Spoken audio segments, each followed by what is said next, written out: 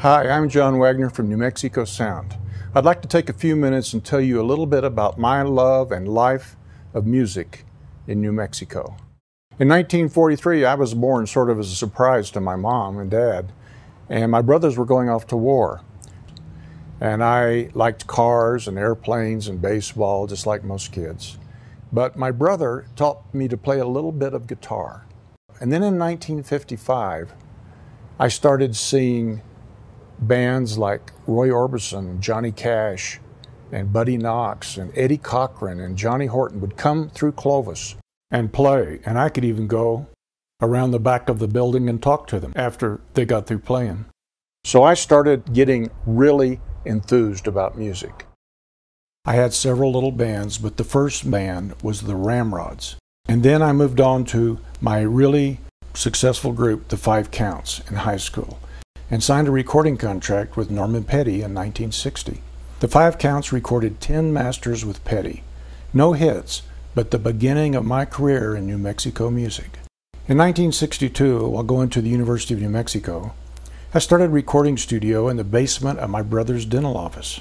I signed many groups and had my first local hit with Cedro and the Sneakers around 1963. I moved from the basement and started my first real studio on 227 Sierra Drive Southeast and rented that space for a few years. Around 1968, I built a recording studio on property near my brother's dental office. I was then picked up by Stardate King Records to produce Linda Ronstadt's band Swamp Water. From there, I moved on to produce artists like Merle Travis and Joe Maphis, producing 7 albums each for those legends of country music. Stardate King Records asked me to produce Wayne Cochran and the CC Riders for a couple of projects. They were one of the top acts in Vegas.